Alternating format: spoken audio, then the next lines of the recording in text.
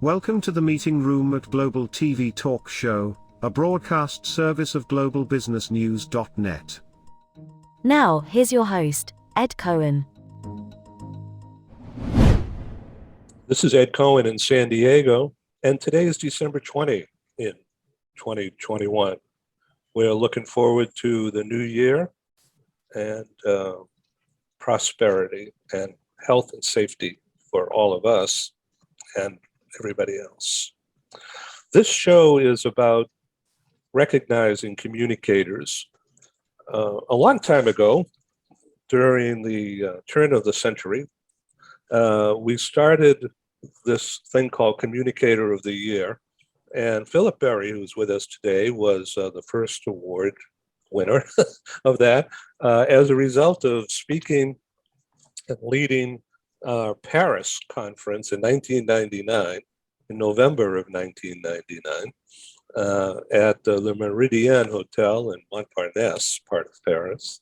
And it was a wonderful experience for me, and we've maintained relations. And so I've asked him to be an advisor here, and we will get into a chat with Philip in just a minute about leadership and what it means to be a leader today as we look forward to a crazy first quarter. So Ken, I'd like you to really jump into this one also, because you guys are our corporate HR global leaders. So the purpose of today's show, called the Communicator of the Year Award, or the Communicator Awards, is to recognize people who are doing it. They're doers. They have done something very unique that have helped them, but has helped a lot of people along the way and continues. And that's why I thought, sitting in my perch as a broadcaster these days, is to bring recognition in a way that I can, and with zero cost. And none of these people have paid me to be on this program. And these people who you see in front of you, and a couple or more who are going to join us momentarily, have done something, and we're going to celebrate that today. The fact of what they've done and what it took to achieve that and still do it is a leadership function in itself, according to me. And that means that the fact that they're doers and follow through and keep doing things that add on to what they've done initially in sort of like a totem pole, if you can imagine that, if you can picture an image of that, one achievement and then another achievement and another, it just flows. And so that aura of leadership is a communication device, which I've come to learn in the last 22 months as being a broadcaster since we started this in spring of 2020. Google Analytics has tracked 142,433 page views on our site, and it's all because of these TV shows. And so I thank you and others who are not with us right now for testing us, and couldn't have done it without all of you along the way in some way or another. And so you've taught me how to be a different communicator, because our live conference business crashed and burned on March 1 of 2020. 24 years of doing that, and zip, no money, no nothing. But we had all the contacts. So here you are, and so many others. And so I'm really grateful. So quickly, Philip Berry, as I quickly mentioned earlier, is a longtime executive with Colgate-Palmolive, and prior to that, Procter & Gamble. I'm going to let Preeti in from India, excuse me. And Philip, the idea of leadership, we're going to come back to you in like 30 seconds about being a leader today and what it means. I want to make sure everybody is introduced. You've already met Andy Elliman from the UK. He's going to be talking about the idea of getting ready to swim and why it's such a crazy idea. You didn't know how to swim and you had to learn how to swim. Never mind get in that water in the English Channel. It's amazing. Yvonne Quat has a distinguished career with the family network of the World Bank Group, but has written a book, and that's the real reason here why she's here, and written a book about whose job is it, yours, mine, or ours, dealing about the dual career problem, and that's existential. Stephen Howard and I have known each other now a couple of years. He has created the idea and has allowed me to help him implement a talk show series called Strive XL and Thrive XL. Stephen, please quickly say hello and give us a 10-second thing about what all that means to you.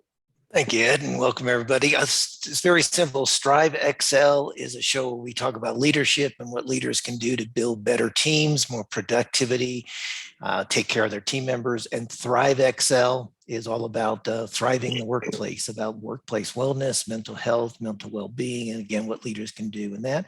The XL very simply stands for extra large. We want people to lead extra large and live extra large. So very quickly, we're going to get back to you. We're going to do a deeper dive. Stephen is the author of 21 books about business leadership, working on another one.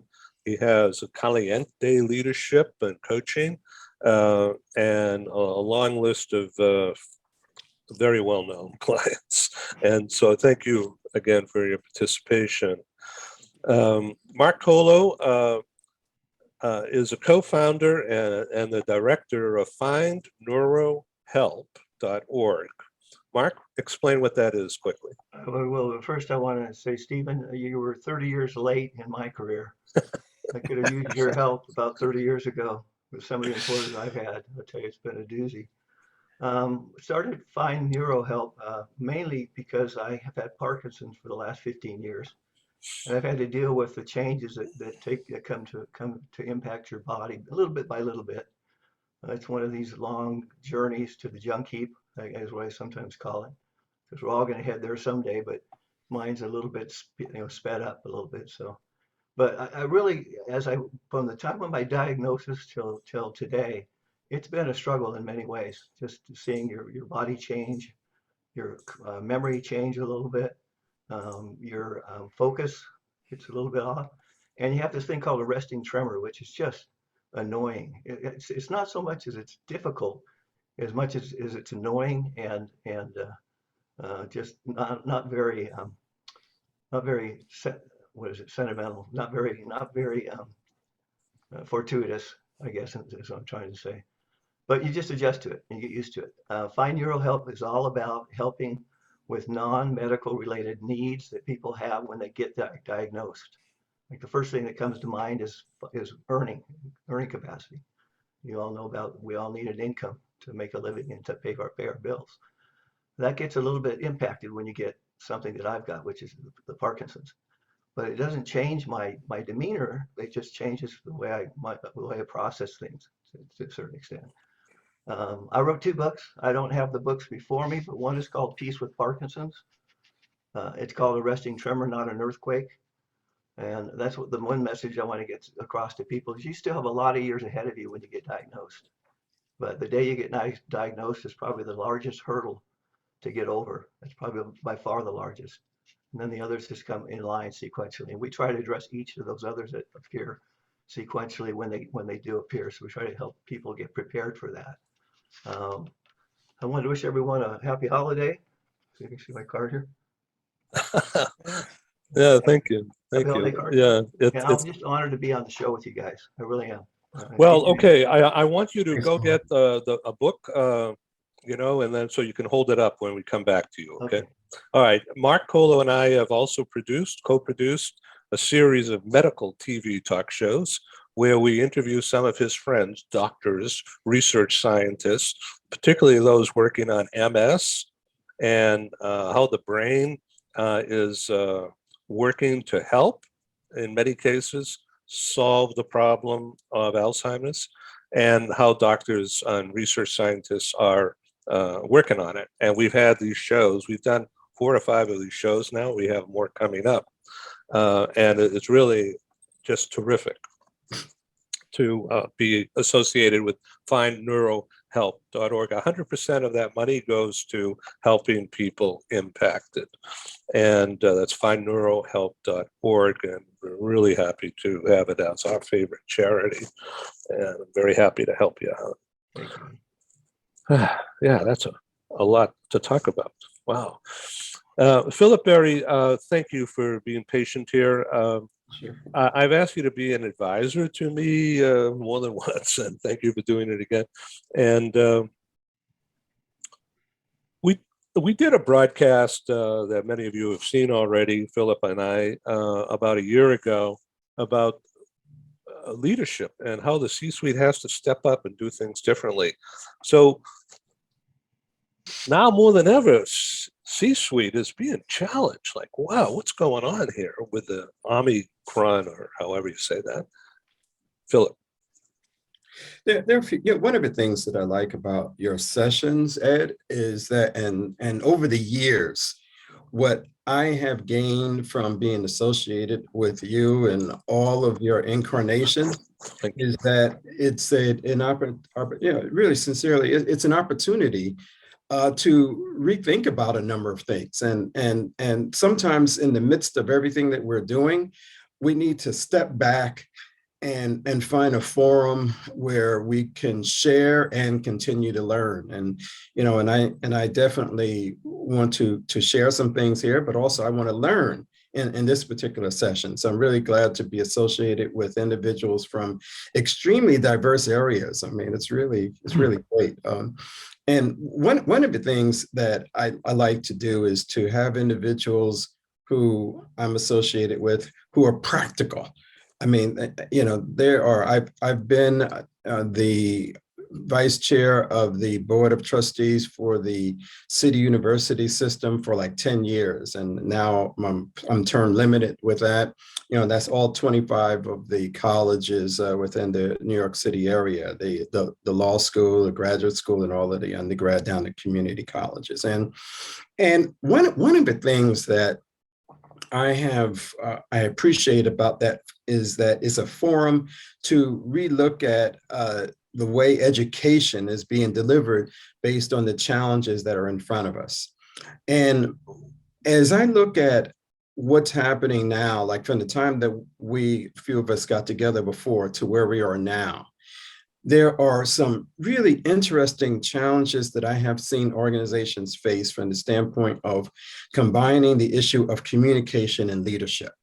And let me talk about 2 organizations that might seem that they wouldn't have anything in common, but they do. And let me draw a parallel. I'm going to talk about one very recent consultant experience, still going on, in fact, with a hospital organization in California, and I'll just say California right now, just to protect the innocent, and also a technology organization that I'm working with in Scandinavia. I won't name the country, but I'll just say it's Scandinavia. And so what's the parallel in the challenge that I am seeing them face? The parallel is that they are all of a sudden facing a number of challenges, whether it's environmental and climate in one area, and healthcare, and the whole issue of public health, and how do we have organizations that are much more proactive in addressing those issues. And so what's happening is that the executives in those organizations are finding they need to step back and understand that they're in a new world, that they can't return to the way things were. When you talk about the new normal, it's not about going back, it's about going forward. And it's about rethinking the assumptions that you had regarding how you deal with your customers, how you deal with your clients, how you assess what the problems are. And those organizations have to rethink that. And what they have to do is they have to reapproach their employees in a very different way, meaning where are employees going to work in order to deliver those services? it's not about coming back to necessarily to the same buildings that they were in before. It's about looking at the challenge that new generation of workers and individuals have in terms of where they work and how they're able to balance their lives. And so it's about being able to understand that we can have individuals work remotely and they can still be effective, if not more effective than they were if they were working in a building. In fact, there's two organizations that I was working with. They actually did an assessment over the last year, and they said, well, since people aren't here in the quote unquote office, then how do we manage them and get them to be productive? And you can see, all of you, this Frederick Taylorist type of view that you have to have people there in the quote unquote factory overseeing them in order for them to be productive. Well, that doesn't work anymore. And so from the standpoint of communication, those leaders have to listen. The big communication challenge is not them talking and telling people, get back to the way you were before. Let me give you the whip. It's about listening to them and understanding the new needs that people have. And so even with the challenge in most colleges, in most of the countries that I'm dealing with, there are more women in many of the professional fields now than there were before. And so how are we being able to adapt and adopt a workplace that deals with the new needs of Gen Z and Gen Y? And also, how are we dealing with women, in all of those areas? You look at what's happening in Afghanistan. And so do you think that Afghanistan is going to go back the way it was before, when you have a number of women who have been educated on technology and understand what's happening out in the world? There's going to be some real differences there. And so I'm seeing the big challenge being right now for leaders to come up with new ways of new priorities, new ways of organizing where the work is going to occur, who is going to do the work, and how we're going to do the work. And in addition, how are we going to interface differently with our client systems, with our customer systems in a way that is going to help us to be productive? So those are some of the main, just throw out tidbits is supposed to be running on, forever on this, but what I wanted to do was to outline a systemic way of looking at things that starts with rethinking assumptions, reprioritizing what you're doing. 3, building, reconnecting with your employees and with your customers in a different way. 4, building resilience in the organization, so that way you can adapt and develop new policies and new programs that deal with the workplace that you have now. And 5, reimagining the whole thing, including even what your work is. What is my work? What is my mission? And how do I do it? What are my products? Where I deliver my products and services? So those are just some nutshells. That's why I think that your issue around communicating of the work of the year or month or whatever is so critical. And it starts with listening. Communication, all of us on here are very good communicators. What we have to do is to work with our leaders so that way they just go out and that they listen differently than they were before, not looking to adopt the way they had things in place before, but looking at what a new paradigm shift would be as they are moving the organization to a new level of productivity and taking what I would call, and that's not my words, a whole blue ocean approach to how we're looking at things. Not just, matter of fact, I was working with, last thing on this, and then I'm working with an organization. It's a membership organization using what I call the Blue Ocean North Star strategic planning process, where they are saying, let's not go back to the red ocean, which is just an incremental approach to the way we were doing things before, but let's look at a whole new assumption regarding who we are, what our products are, what our work is going to be, and how we're going to go about it. That's what organizations have to do. We have to, there was a whole piece in place where many organizations said, let's zero base our budgeting. Well, we have to zero base our thinking in our organization to see if it's relevant anymore, because it may not be relevant. Last thing, I worked with an organization, another company I worked with, because my technical skills come out of the computer area. So I worked at IBM. That was like my first job. When I left Procter & Gamble and came back to the New York area, I worked for a company called Digital Equipment, very avant-garde company. Digital, before I went to Colgate-Palmolive. Digital was acquired by Hewlett-Packard. Many of those people were acquired by Google. It's a constant rethinking that has been done. And the reason why many organizations that existed 10 years ago are not existing now, and why we have new organizations coming into place, is because we have to rethink how we're looking at the world. That's kind of all I would say, just to set up. Well, thank you. So let's go horizontal, first to Ken and then to Stephen on this. So Ken is an expert in dealing with real world people, real world situations. Ken? Thank you, Ed. And Philip, boy, how do I build on that? I mean, I completely agree with everything you said. As Ed said, I try to be very practical, very pragmatic in the work that I do. And what I'm telling my clients, and frankly, anybody who will listen, is that, here we are, December 20th, 2021, on the cusp of another wave of COVID. And I think we have to acknowledge that as an additional complicating factor to all our lives. What I'm telling my clients, and again, anybody who will listen, is, to your point, listen, really, really listen to what's going on in your organization, and do it in a way that people can feel safe in expressing their perspectives, not be afraid to tell the boss the real truth. Many of us call it speaking truth to power. And once you as a leader better understand what's going on, I think it's important to really engage the folks in creating the solutions for the next normal. And I like to call it the next normal, because you're right, we're not going to go back to the old normal. And once you have a better connection with the troops, you really have to be unafraid to try new ideas. It's okay to fail, as long as we're learning from those failures. And we're going to have to live in a world of rapid iteration, I believe. And in the course of this rapid iteration, I think, to the point that Ed had made at the outset, communicate, communicate, communicate. And if we don't know the answers, I think we have to be unafraid as leaders to say, I don't have all the answers. Let's figure it out together. And then that's a cycle that you're going to rinse and repeat, so that it's the world that we're going to be living in for a while. We're going to have to innovate on the fly.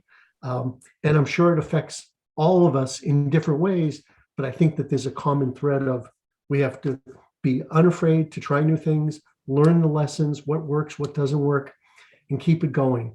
So that's my offering to build on your outstanding opening remarks. So thank you. Ken, thank you. So people, you're not leading,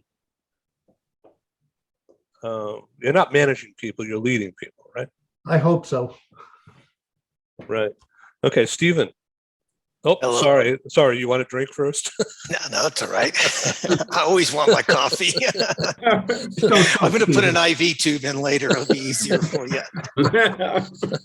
I think Philip just wrote the foreword for my new book, which is coming out in late February, early March. So I need a recording of this real fast, because the emphasis of my book is about a people-centered approach to leadership. And I would just take what Philip said and it cascaded throughout the organization. It's just not the C-suite, it's everybody, right down to a new supervisor, a new team leader, whatever. As I tell people today, work is what you do. It's not a place you go. And leaders have to understand that. And as I've said before to Ed a couple of times, my favorite philosopher is Yoda. And I worry about the leaders of the world who are past 40, past 45, because they're going to have a hard time, because basically, as Yoda says, we have to unlearn what we have learned. And the old style of leadership, the pre-pandemic style of leadership will work for some companies and it'll work short term, but it's going to burn people out. It's going to have only short-term results. Companies are not going to exist. Particularly, I read a report today from McKinsey that some research they've done that 50% of the leaders that they've interviewed, of the leaders that they interviewed, they said 50% of their sales in 2026, 5 years from now, will be from products and services that do not exist today. Right. So you've got to be agile, you've got to be innovative, and you can't do that with the old style leadership. So thank you, Philip. I have the floor for my book, and hopefully my book will be the model for people to take basically what Philip says and what I write and implement it. I can't wait to read it. Yvonne Quet, so you've been doing your work with the Family Network within World Bank Group for a long time, and you've just published your book recently. Do you happen to have the book handy that you could stick in front of the screen light up here? Okay. All right. Whose career is it? Yvonne, the microphone is yours. Please tell us how's it going since you published it, 6 months ago? Oh, no, only just at the end of September. Uh-huh. But I think, again, going back to what Philip just said in his opening, I think it's so true because this book is about challenging assumptions, particularly for women, I feel, whose career, yours, mine, or ours. Historically, the Harvard Business School has data, Georgetown University has data, that women are now being very well educated, but 10 years from now, 10 years later, when they do the research of who's got to where, all the women have fallen back and the men are forward. And it is about challenging assumptions of whose career is it, yours, mine, or ours. And you're talking about Generation Z and Generation Y, who are all looking for balance in life.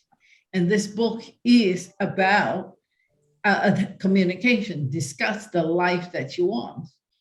Yes, career is a big part of life, but discuss the life that you want, both with your partner and with your organization. And I put forward this thing called the CARE framework, which I think in many ways goes back to rethinking things, in a new world, clarify what really matters to you first, and then assess the situation, refocus, and then explore opportunities, going back to what somebody just said, that 50% of the goods in 2026 don't exist now. We've got to explore because the answers are not there.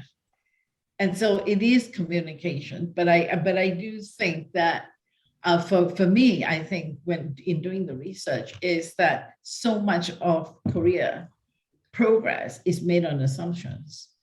And do those assumptions hold true today? They probably don't. I think we all agree they don't because of the seismic shift with the pandemic.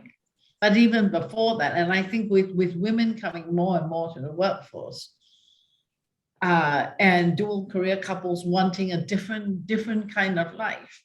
So although my book does focus on those who are globally mobile, going from place to place, but that, in a way, is the most challenging scenario of all. But I mean, you just have to have kids and you have to decide if both of you have careers. How are you going to do this? What kind of a parent do you want to be? So CARE is basically the model that I put forward.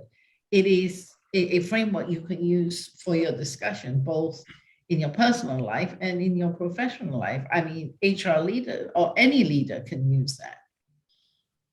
They just need to care. And the first thing is just to sit people down and say, hey, what really matters to you now? This is what matters to me, what matters to you. And I think from there, the discussion can be really rich if you are genuinely have psychological safety and your people that you lead will actually tell you what matters to them. I think then you've got business. So, because then I think you can really start talking about how we move forward as a team or how we move forward as a couple or as an organization. So if we look at your table of contents in your book, Right. uh, Mhm. I don't have it right in front of me, but from memory, there was a couple of chapters that related to having a serious talk with your spouse about, Yes. wait a minute, I've given up this and I've got this responsibilities and you've been over there doing this. And yeah, it's my turn, but how are we going to deal with this? And are we going to stay together? Why don't you Well, comment on? I think the case studies, you're right. A lot of people make assumptions, and in my book, I talk about the common pitfalls that people, fall into. And some of it is because we haven't actually challenged assumptions, and we actually haven't been farsighted enough with our planning. So usually life is fine when you're first in a partnership with somebody and there are no children, because you can both basically find time for each other if you can. If not, you continue on your career tracks. Then there are bumps in the road. Once you have children, then it becomes, well, now there's somebody else in our lives. What do we do now? Can I go on my business trip and will you take care of the child? Or are you going to be out at the meeting as well? And then what happens to the child? And all those sorts of things. So we tend to make quite a lot of short-term decisions unless we're farsighted enough to sort of plan. And I think a lot of young people are beginning this way. I mean, in one of my research pieces, I met a younger woman, professional, and she says, I've chosen a mother-friendly organization. What does mother-friendly mean? Meaning I can come early and I can go home early and nobody is going to go, not that committed. Why is she leaving at 3? And she says, I have had so many offers from much better jobs, much more exciting, but I'm not going because this company allows me to have the life that I want. And I think that's the other rub with talent management now. It's not enough just to have the company brand and the bonus, and people want life first. And I think COVID has really made that more and more clear to many people. I think what really matters to me now, and I think that would impact mobility too. Some people have decided, since I can work from home, I can go anywhere in the world, and other people have decided that because of COVID, I need to be really near home because I can't get to see my relatives and the people that matter. So it is worked both ways. Remote work has opened great opportunities. Because since I can be anywhere, I can go and sit on the beaches of Portugal. Whereas other people are saying, no, I don't. I actually want to go right home. So no borders closed. And if lockdown, I can make a bubble with my family. Let's go back to your day job involved with my day job? the family network at World Bank. You have really high-powered people to help. Yes. And so how do you plan your day when you have to deal with these strong-willed people? Be equally strong-willed back now. That's right. That's right. No, don't quote me that. I mean, I think to go back seriously, I think you have to listen to really what matters to them. I think you also have to understand the policy, and if you are on the corporate side, you have to wear your corporate hat. You can understand, but you need your corporate hat, and you need to be able, I always find, is to be able to show them that you're listening and that you are trying to find a solution for them. And I believe in transparency, in saying, I'm sorry, this is what it is. We can't do it. But, look, there are different ways I'm willing to explore with you. But there are certain ways, you can't. Those of all of us who are in corporate know that after a certain time, you can't run an organization on exceptions of policy. You can't. Thank you so much. So that's what I mean by being equally strong-willed back. Yeah. I think you need to know your policies. Yeah. But I think you also can be creative, but ethical. if you know what I mean. So we're going to circle back, and everybody's going to have a chance to interchange here. Interface, as a word that Philip gave me a long time ago. That was cool. Diane Ayers has formed and developed and now still runs with a team of people who are helping people who are being relocated. Porch Light is the name of the group. She's going to get into a deep dive on this in just a second. But she works with realtors, relocation directors, real estate brokerages, helping them do their job by taking charge of the rental finding management business. Why don't you take it from here, Diane? Thank you for being involved in our programs all this time.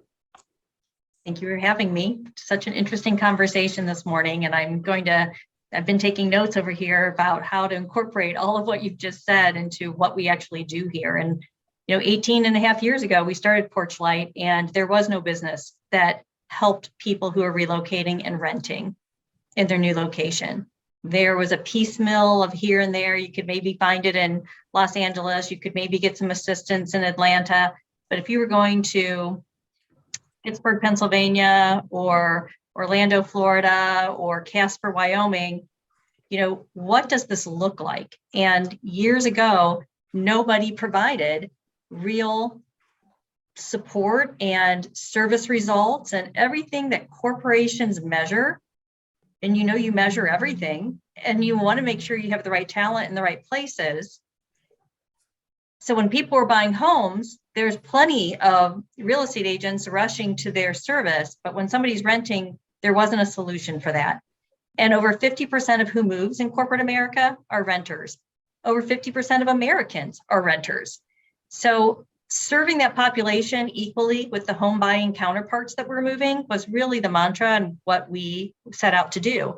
The person that's taking a job just because they're renting should have service around that and have a lifestyle that matches where they can be happy, where their family can be happy, and learning all of that quickly to get in place within, a 3-week time frame, a 30-day time frame in your new location. That's what we set out to do. And so that's what Porch Light did. Again, a service that didn't exist, but how we've had to evolve to all of your points over the years. What renters want, what they wanted 18 years ago is different than what they want today. And there's been a gamut of things in between. And what they bring to the table is very different, from credit issues and college debt to multiple pets. In today's generation, everybody moves with pets. 15 years ago, that wasn't the case. And if it was, there were more cats. So just finding housing that accommodates the family need is what we do. And we do that across the US and Canada. We work with major companies to make that happen, to make sure their people are well situated and in place.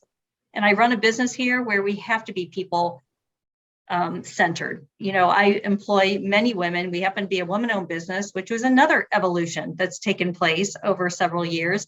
DE&I was not even something that was all that much talked about. Yeah, I could always be a certified woman-owned business, but it didn't have the platform that it has today. And so everything we've touched on in terms of evolution, we have certainly experienced at my business, from the people we hire to how we train to how we now accommodate COVID and the hybrid model that we have to work within, and gladly so. Hybrid works very well, and I think it always brings great balance to our world. When you have people who are trained and capable, and you have some ability to monitor without being Big Brother, I think a hybrid balanced lifestyle is what we should all be wanting wherever we are around the globe.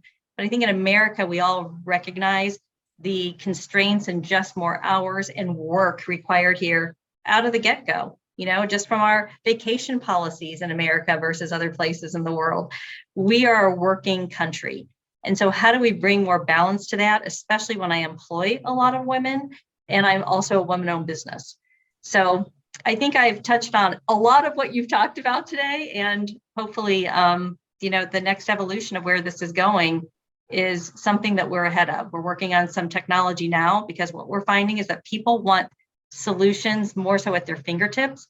I take that back. Not solutions, they want information. So as we engage in services today, as much as it requires people, they also want information in that technology-human combination, and how we balance that for success is really what we have to focus on. And we have been over the last couple of years, and certainly going forward. So Stephen and Ken, do you wish you had this kind of a service when you were being relocated around? Well, I was very fortunate. Excuse me, Stephen. In my relocations were primarily international, and in most of those cases, there were existing services to support me. But I can certainly understand how Diane has filled a rather large niche through her services. Stephen, I interrupted you, please. No, mine were also international, and the first one was with a company that had those services in place. Fortunately, second time I moved myself, so I do wish I had those. It would have been a lot easier to move myself the second time. That's a great point, because when it's international, they do put a lot of services around what you receive. But when you're moving from Dallas, Texas to Pittsburgh, Pennsylvania, they think, oh, you can just do that yourself. It's on the internet. Everybody can look that information up. But Ed sits in San Diego. The occupancy rate in rentals in San Diego is like 99.8%. There's nothing on the market. And so really being able to do that well and dedicate yourself to moving the rest of your family belongings and actually function in your job, the cost of what we offer is immense in terms of the ROI. And so that it's always about communicating that to companies also when they think the renter can just do it all themselves. Well, my first move was in 1977. So no internet. The internet was not even a tear in anybody's eye. So in San Diego here, just so you know, there's actually for the past 2 years, but now it's accelerating, a real estate development boom, whereby foreign money, who knows where it's coming from, but right. Every street corner, every block is being torn down in the downtown grid here. And the new stuff's going up, and it's all high rise, and it's rentals, it's not condos. Mm-hmm. And so it's just explosion is what's going on right here.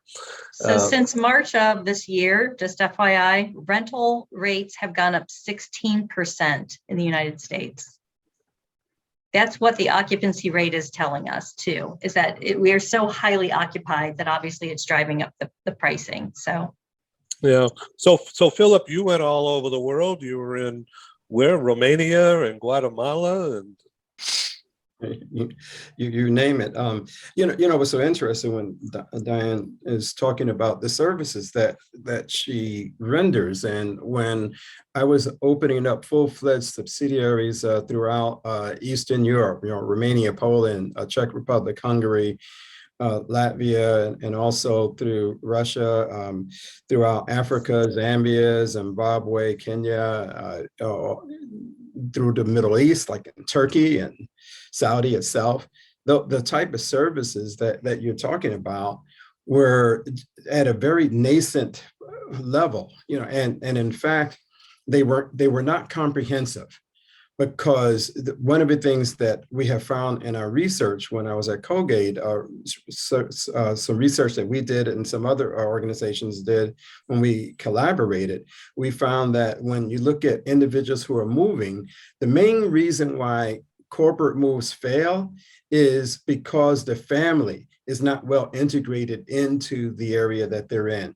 And so you have to look at it from a system standpoint, not just like the person who is employed at the organization, because he or she, they will relate to people who work in the company. And so it doesn't seem like there's much of a transition for them. But for the rest of the family, the kids and all, big challenges. I mean, you look at the rate of homicide and suicide among young kids now is extremely high right now. I mean, I'm looking at where we are right now and how those moves can be extremely traumatic if an organization is not paying attention to how they deal with the family needs and making sure that the family, the traveling, I don't like to use the word trailing spouse, but the traveling spouse, who could be a male or female, in fact. Absolutely. I mean, how is that person integrated? In fact, when I moved out of Europe, I moved an individual, succession planned her into my role. Her husband was an attorney. And so she had to find him a job. We had to find him a job. So that way the family was intact throughout the years. So you work on some really important issues there. Yeah, mental health. Hi, this is Ed, and I thank you for tuning in to Global TV Talk Show, a unit on globalbusinessnews.net. We broadcast to the world, as you know by now. So I wanted to make sure that you understand that our programs are advertising supported. We're grateful for co-sponsors, advertisers. They have a marketing budget coupled with a strong desire to be associated with our top quality program. And of course, I'm grateful. Thank you. So for the next few minutes, you're going to see some commercials. It's mostly very low key, and our prices are very, very reasonable. Our exposure for the advertisers go 12 months and beyond. Some of our advertisers have been with us since March, April of 2020. And Google Analytics has tracked over 125,000 what they call audience page views, which means you looking at this page, that's a page view. Now, if you happen to go to one of our other shows or to our radio broadcasts or to our newspaper or magazine, those become additional page views as measured by Google Analytics. And so when they say 125,000 since spring of 2020 up through Labor Day, a month ago, that's pretty good numbers. And the past 30 days, Google Analytics has measured just under 6,000 audience page views. And that, according to them, is a 42% increase in audience participation over the month of August. So thank you very much. Well, here's our advertisers, and we'll be back in just a couple of minutes or so, and we'll proceed with this interesting conversation. Thank you. This episode from the meeting room of Global TV Talk Show is brought to you by The Bridge School, the accredited international online private school of choice, at bridgek12.org. Porch Light Rental and Destination Services. Reduce your renter lump sum or managed relocation costs. Visit them at porchlightrental.com. And by airs.com. With our full range of services, we can help design and manage your international relocation. Find us at airs.com. Primestone Partners, featuring corporate, government, and developer housing solutions, as well as senior-level advisory services. Find them at primestonepartners.com. And by International Auto Source. We are the vehicle experts for expats, featuring all major brands of automobiles with flexible solutions and financing. On the web at intlauto.com. Become a global player in your field. Cross Culture to Go provides virtual support for your global business and career success. We can help you thrive in 140 plus countries and markets. On the web at crossculturetogo.com.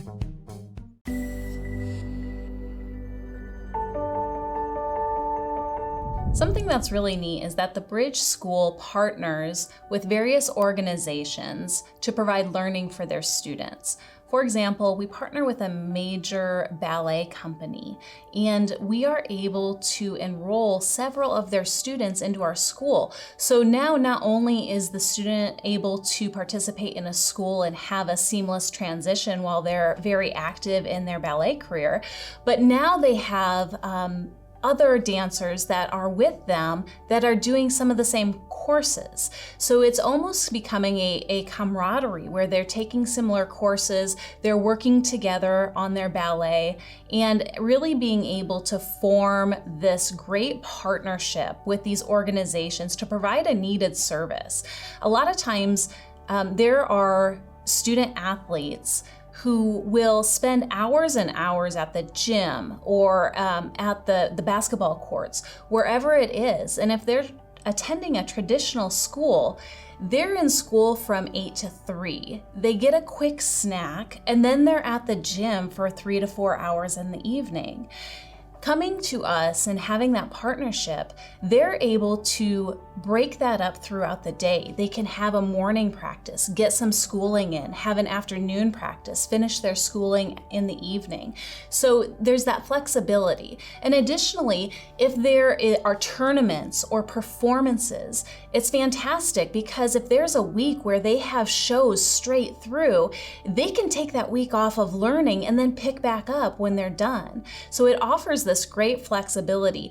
And for the program owners of these sports leagues, it is a win-win situation for them because they see this need. They see this need that their students need to make sure that they are obtaining the grades necessary to be successful adults in our country and in other countries. But it provides them an environment where they can be successful at both.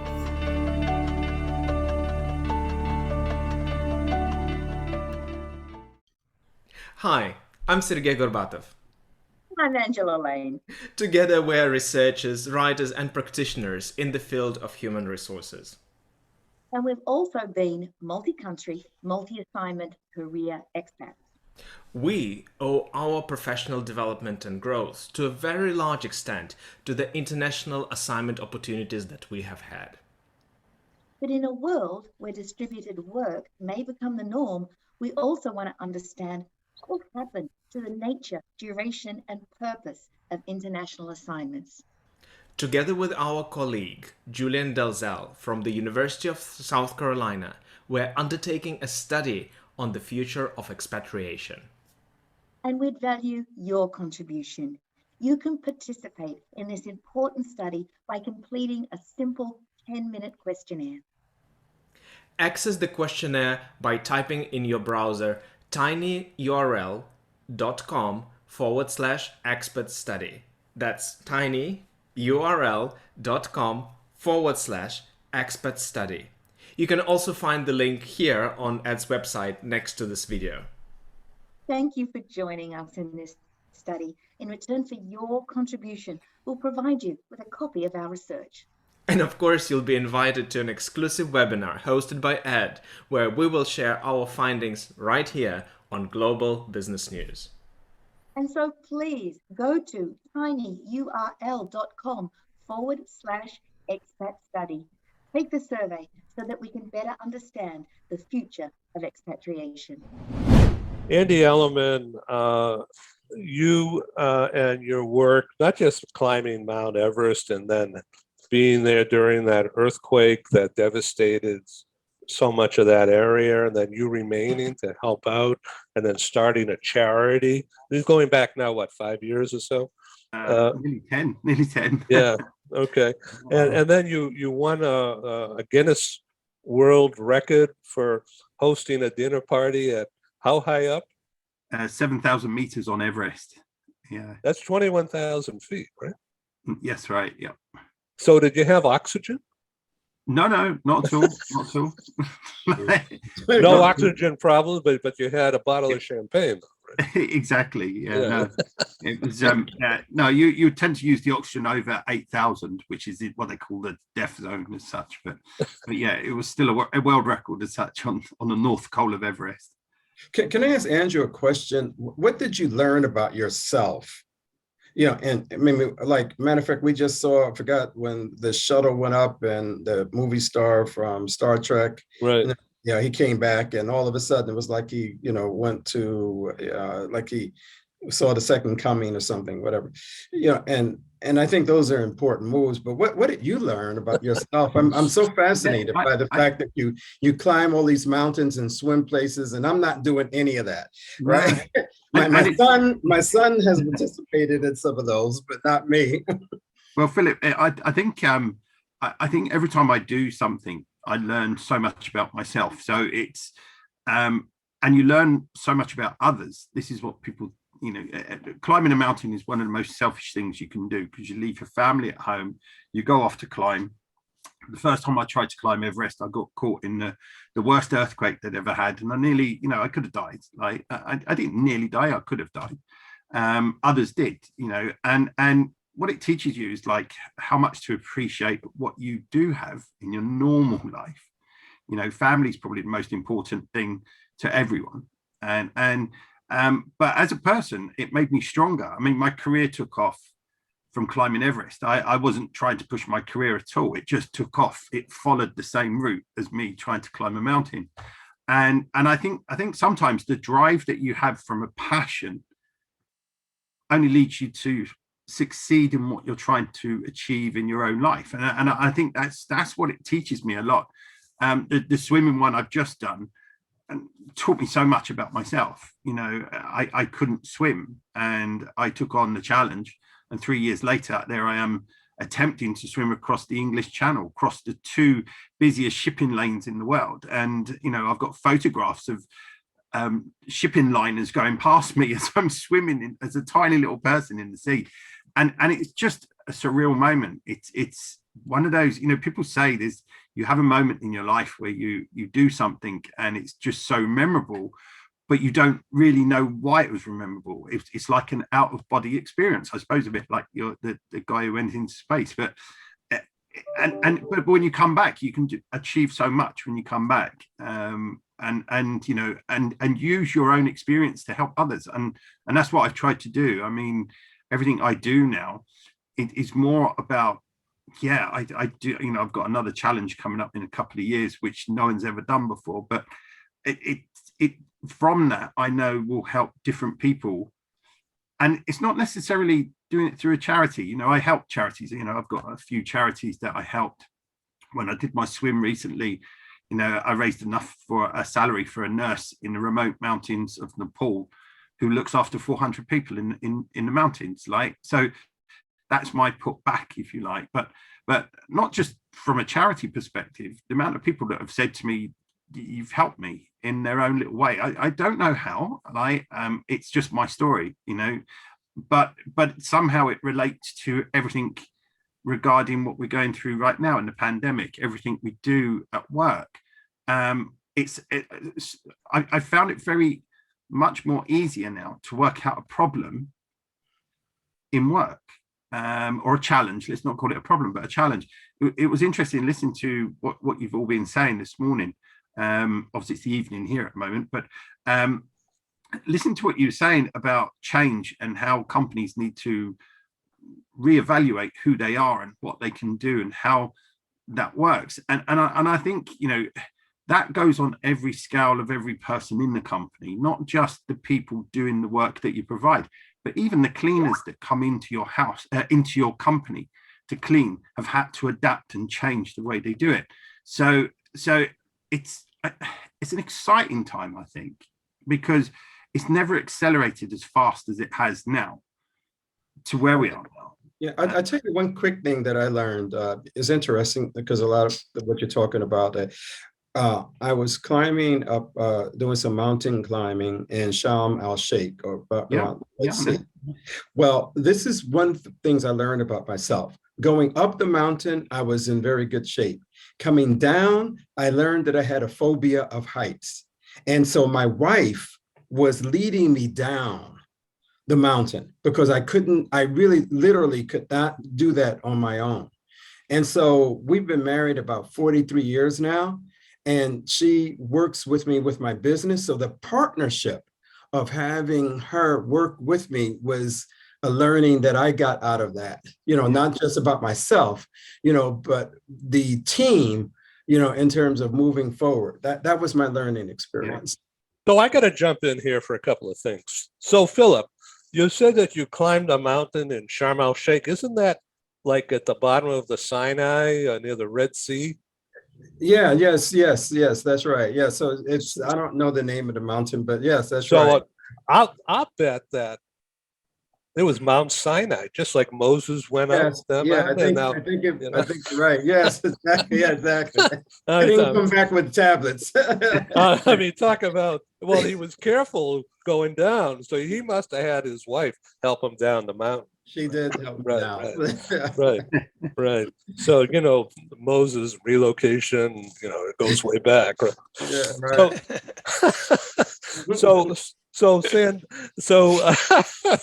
So Andy, there's a shining light on your screen hitting the top of your head, and it's like a guiding light. Dark, otherwise, is the only problem. No, it's still there. So for the audience, I just want to acknowledge that there's a guiding light on Andy Ellen. It's my bald head. It shines on the. Yeah. So 2 seconds. I'll be back. 2 seconds. Yeah. Don't worry. I'll keep going. Yeah. Okay.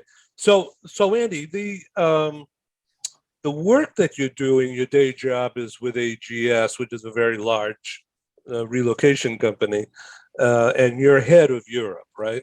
Yeah. Yeah, cool. So we're going to do a live conference in London, and as I mentioned, to you last time, but I don't have a date yet. I think it'll be late April, and then we're going to jump over to Paris and then Hamburg and Geneva and maybe one other. Give me a shout. All in the same week. So I'm looking for sponsors and speakers, just so you know. This is a very commercial enterprise I'm trying to build here. No, so seriously, we need some help. And with you climbing mountains and swimming in the oceans, I can't think of a better Sherpa than you. Well, give me a shout. Sure. I mean, we've done these before, so definitely it'd be nice. Right. Nice to go on the road again. Yeah, I know it'd be good, but I don't think it'll be before late April. No. So I'm purposely going to do April in Paris. Yeah. So, because Joanne would like that. So. But it was interesting what was being said earlier about like how we have to change and look differently. You're quite right. I work for the AGS group. We're a relocation and moving company. And when this all happened, the pandemic, etc., we had to take a good look at ourselves because obviously we're an international company. We help people move across borders, but they're all shut, right? So we changed ourselves. We looked at who we are and adapted. So being in 97 countries around the world, we went from being global to being local and providing the services on the ground. And I think that's sometimes how we have to do that with our own organizations is look at what we've got and what can we adapt and how can we change to help our clients. And I think that's a big difference. Being a little bit diverse, I think, in the services that you can provide. Yeah, thank you. Ken, I know you have a time constraint. How would you like to sum up before you jump here? Ed, thank you for the opportunity to participate. And as I believe Philip said maybe in our pre-conversation, I've learned a lot just by listening to these great folks, and I look forward to future conversations. But to give it a wrap from my point of view, we need to reevaluate who we are, what organizations are doing, where are we going, and keep an open mind and create a safe space for people to share what they really think so that we can provide solutions that will enable enterprises to move forward. But again, thank you for the opportunity to participate. I wish you all a wonderful holiday season, regardless of what you observe and celebrate, and stay safe and healthy for the new year. Hey, you too, Ken. You take care. Stay healthy. Thank you. Thank you very much. Mark Colo, thank you very much for being such a loyal friend and supporter of our broadcast. What do you have coming up in January that you'd like to share about findneurohelp.org. In January, boy, I haven't even thought that far yet, Ed. I'm just trying to get through the holidays here. It's next year, Ed. Yeah. 2 weeks from now. I hope to beef up your show with a few more speakers. So I've got a few in mind right now that I'll invite to be there. For those of you who don't realize it, my last 5 years of my career was moving scientists around the country. So I got to move their laboratories, their future discoveries. I got to move they themselves, their research team members. The last 5 years of my career have been wonderful, and I couldn't have done it anywhere else but where I was. So I've met some very unique people that you would probably recognize some of their names, but all PhDs, all very bright people. And I've learned so much from them. And I've learned so much from each of you on these shows. You know, Steve, I know you said Yoda was your favorite sensei. Is he your sensei, would you say? See. Yeah, I like him too, but my other one I like is Kung Fu Panda. Kung Fu Panda, and there's a scene in the first one movie that came out. It's an animated movie. Jack Black plays a big cuddly panda, and the line the line that his sensei, which was a turtle named Uguay, line that he said to Poe as he was running down the hill, screaming that we're all going to die because this snow leopard has just gotten out of prison. He's a master in martial arts. He's going to come to our city and he's going to kill us all. And then this Uruguay, you know, he unfolds his legs from a lotus position, gets down off his staff. He's bouncing on his staff. He says, not to worry, not to worry. The past is history. The future, a mystery. Today is a gift. That's why it's called the present. I've always liked that because I think businesses have to stay in the present. And at the same time, they have to lose themselves. I think as a leader, you sometimes have to lose yourself and really look at the person that's challenging you and really try and rethink. Like some of you have said, you have to rethink. There's a great book called Think Again by Adam Grant, I think it is.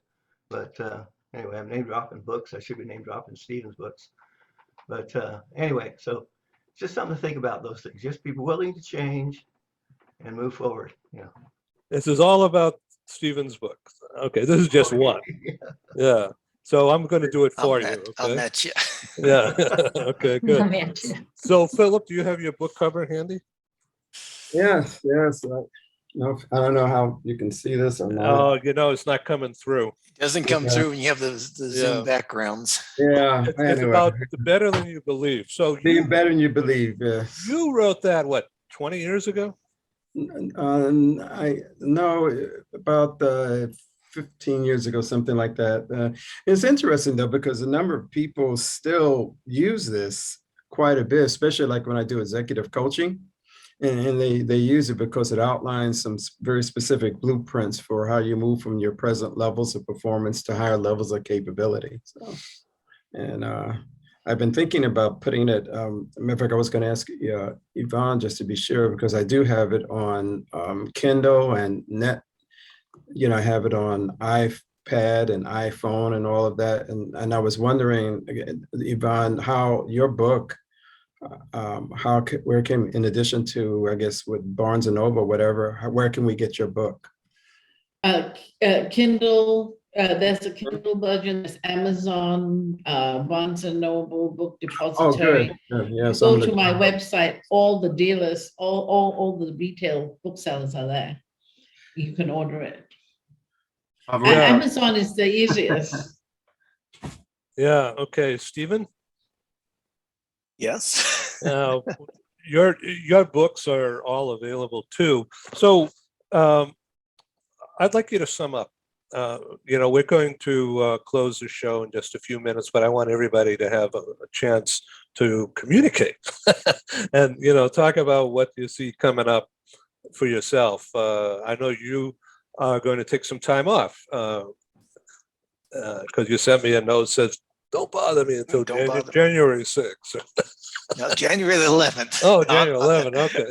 I'm taking the next 3 weeks off. I'm focusing on the book. I've got it's about 70% done. So obviously finished the first draft, a lot of editing. That's what's up for me. But you know, I plan on coming out with it in mid to late February. So I'm excited about that. Be doing a speaking tour around it and everything. But I, to sum up this session, I mean, communication is at the heart of leadership. I mean, every great leader is a great communicator. And a couple of people mentioned the word listening earlier. It's interesting. So often when people call me and ask for leadership mentoring or coaching and communications coaching, they want to know how to deliver their message. And I tell them, nope, that's like lesson 6. The first 5 lessons are about listening and asking questions. And if you want to go down that track, I'll work with you. But leaders need to learn to listen better. They need to ask better questions and in-depth questions. Don't just take the top of the iceberg, as the answer. Dig deeper, and then they'll understand what people really believe. And somebody said earlier about a psychologically safe environment for allowing people to express their opinions, their beliefs. That's what listening's all about. Create that environment that because people give you the thing they think they want you to hear first. And my favorite 3 words I'll share with your audience in questioning is tell me more. So anytime I get a response from somebody, my first reaction is, wow, that's interesting. Please tell me more. Tell me more. Dig deeper. So that's my advice for leaders going into 2022. Thanks, Ed. Thank you. Stephen helps would-be authors become authors, which is an engineering task, isn't it? So it is. Let's talk about Andy. Andy, you in your strive to climb Mount Everest, you use a 7-step, is it? A 7-step? Yeah, I used a 7-step approach, which was really like what you needed to climb Everest. So, it starts with first you have the vision, and obviously the summit is at number 7, but it's all the things you need in between, like sponsors, you need to build a team, etc. So I built a whole thing around doing the Everest, my experience on Everest, to how I approach my work and how I train the staff that I work with. Since then, I've always, and I'll probably be giving you a call, Stephen, actually, because I've always wanted to write a book about what happened on Everest. And at first I thought, there's Everest Part 1, the earthquake, and then there's Everest Part 2, the highest dinner party. And then I went off on this new journey, which was to overcome my fear of water and swim across the channel. And then I had a moment in the sea where I thought I was going to drown. It was in a training session. I got into trouble. I was right out in the harbor and I panicked. And then I had to get myself out of that panic view, thinking, okay, look, I know how to swim. I can get myself out. When I got out and dried myself after all the shock, I realized that the book I should write is about fear and what does fear really mean. And for me, what I thought was fear is not, because fear evolves every time you do something. Fear is the mechanism that stops you from following your dream. So for me, I question every day what fear really is. And I want to write this book, which actually, Mark, maybe you could give me some advice there as well, because I think sometimes, our brains work in very different ways, and there's a mechanism in the brain that one half will tell the other half what we can and can't do. I had situations in the sea where I was convinced I was getting hypothermia. The truth is I wasn't. It was my brain just using everything it could to get me out the water. And so I've been exploring this whole area. I want to write a book around that, because I think that's much more powerful. What with everything that people have gone through in the last 18, 20 months, I think that will really add some kind of, I don't know, some kind of purpose to that, I think. Andy, I'd like to suggest a working title, and of course you could throw it out. That's okay. But 7 steps to conquering fear or the unimaginable, because of that 7-step thing that you've applied now to your business career. Very successful. Yeah. It's a good idea. I just, sorry, Mark, did you want to? I'll give you, I'll modify that for you. 7 steps to put fear in its place. Oh boy, that's nice. I'm going to give you one. There's a freebie for you. There's a guy who has written a number of books and those titles. That's real. I like that. I like that a lot. I've written two, so I'm no expert. I'm not quite an expert yet. I'm not quite up to Stephen's par yet, but I have a good friend named Jack. He's writing a book right now called Fear Not. And he talks about situations, circumstances where people are fearful. And I'll tell you, when you get diagnosed with a chronic illness, it doesn't matter what it is, cancer, it could be anything. That's a moment of crisis. That's a moment where you have to think through that and get through it. And for me, I have my 5 credos I always share with people. Do I have time for my 5 credos? Number one. Number 1, the only constant is change. And when I lived in Northern Ireland about in the late 70s when they were having the hunger strikes, the local Irish used to say, if you don't like the weather, wait 5 minutes. Mm-hmm. And sure enough, you'd see the weather change within like a couple hours. You see rain, snow, sleet, hail, sunshine. It was just always changing. And that's how our lives are, and that's how our businesses are. Our businesses also should be constantly changing, innovating, and improving. Second one is if you think things can't get worse, you're wrong.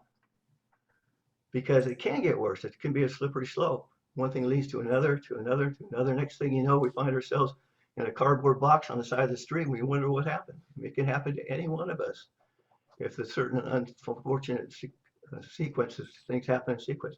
Number 3. My number 3 is control is an illusion. Now you notice I shake a little bit, probably you notice on the screen. I have no control over that. And when I try to control it, guess what happens? It gets worse. It increases. So we have to learn at some point that control is an illusion. We have our choices, our actions, and consequences. You can control that to an extent, but the others are out of your hands. Number 4 is life isn't always fair. And I think we need to remember that lesson sometimes, because good things happen to bad people, bad things happen to good people. And it's just the way life is. My last one is there are no coincidences. There are no coincidences, only miracles. And our lives are a miracle. If you know anything about the human body and your mind and how the mind works and the universe, I mean, it's this whole existence we have is a miracle. And I think we need to start looking at our challenges as not just harmful things that are happening, but positive things because they help us change. Thank you, Mark. So I don't want to preach or anything like that, but Andy, I don't mean to embarrass you at all, but in your remarks that you sent me about being in the water and with all due respect, getting a message from your late mom.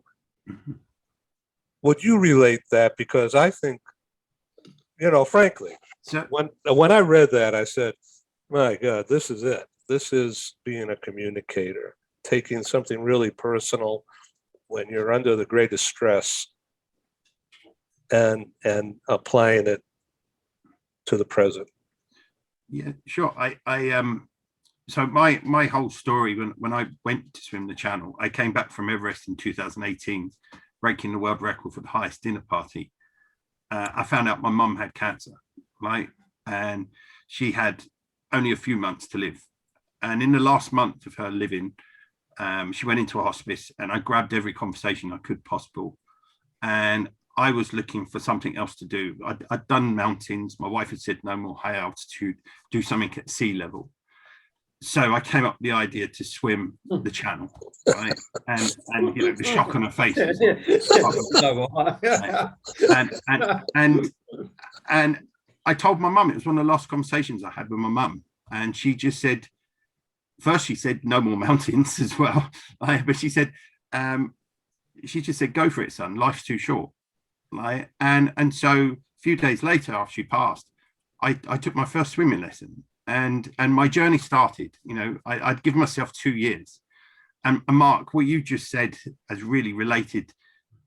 You were spot on with everything you just said with your 5 things. I mean, especially stuff that I'm doing now. And in that time, in that 2 years, I gave myself, a pandemic came along. So I had to change. I couldn't go to the swimming pool. I had to go down to a river and get in a river. I'm a guy that was afraid of water, right? but I had to overcome the fear. So fear was locked away because my goal was to get to France, right? And so I went through this whole transition of things changed daily. It didn't change by the year, it changed daily, right? And then finally I get to the point where I'm standing on Shakespeare Beach with the white cliffs of Dover behind me in England, and I'm about to step into the sea to swim the furthest I've ever swum in my life. And this is why I'm writing the book about fear, because the first 2 hours of swimming, it was rough water and I didn't notice it. I should have, because the boat was doing this up and down and the crew were all trying to hold on to, I should have realized when I could see the bottom of the boat and then I could see the crew, I should have realized it was rough, but I didn't. I swam through that. And then 4 hours into it, my arms were aching and I knew I was never, the minute I stepped in the water, I knew I was never going to make France. This was not about reaching France for me. This was about overcoming my fear. And then I started to vomit. I started getting cold. I didn't get stung by the jellyfish. I saw hundreds and thousands of them. It was the most incredible day. The weather had calmed down and it was nice. The sun was out. And then I'd said to one of my support swimmers, I don't think I'm going to last much longer. And they was like, you can carry on. You can carry on. And I said, no, I'm not sure. And then I looked down into the ocean. And this goes back to what I was saying about how the brain will use whatever it can to get you out. On this occasion, it used my emotions. Now, it was either my brain working in a way or it was a message from my mum, because I heard my mum say, it's okay, son, you can get out now. And I stopped. And I said, I'm done. And they're all like, what do you mean you're done? 5 hours into the swim. I said, I'm done. I said, I've accomplished what I came to do. And I got out, and people said to me afterwards, don't beat yourself up that you never made it. And I'm like, I really didn't. I found peace. And if anything, I think this was probably grief for me. And I think I dealt with it in a very different way to most. But it was just a nice way to say goodbye to my mum, finally, to let her go. And I did it in the middle of the ocean. It's just ridiculous, isn't it? But it was a very special moment. And I think, if you're spiritual, I think there's a message there. I think if you understand how the brain works and the mechanics behind our brain, we're nowhere near understanding our brain. I think there's a message there. I think, so this has allowed me to come up with the idea of the book about fear and what is it we're trying to do every day. We work, we all work, and we love what we do. Like, if you don't, get out. Like, don't do that job. Change, do what you love. And I'd just like to really finish my part, if that's okay, Edwin. Obviously, one of my friends that was on this journey sadly passed away this weekend, and he had a thing about. He always said, follow the flow, because only life has the plan set out for you. We don't know which pathway we're going to follow. And to me, that is the message, really, is just go with the flow. We can't control it. Just go with it. And I think that goes back to what you said, Mark. We can't control it. So what you said earlier really resonated with me today, especially. Well, like all of you, you've all come out with some really fantastic things today. Diane, sum up. Well, I would say in my lifetime and what you've all described here is, I believe what we're describing is when we are uncomfortable, we grow. And in what Mark is experiencing personally, what Andy just described, others of you who have, tread new territory with books and so forth, you put yourself out there and you became uncomfortable. And every time I've personally become uncomfortable, I know I've grown. And so whenever I get comfortable, I have to remind myself it's time to get uncomfortable. And sometimes life happens to you and creates that. But in other times you have to create it for yourself and just continue down that journey and do what you are on this earth to do, find that continued purpose. And I feel a spiritual connection in the theme of what we're talking about here. And I do believe that we all are here for that purpose. And so I continue to seek that and recognize it in others and do my best within the people I encounter in my life, in my organization, to really help make a difference. And that's my message. Get uncomfortable. Yeah. Okay, let's go to Yvonne and then Philip.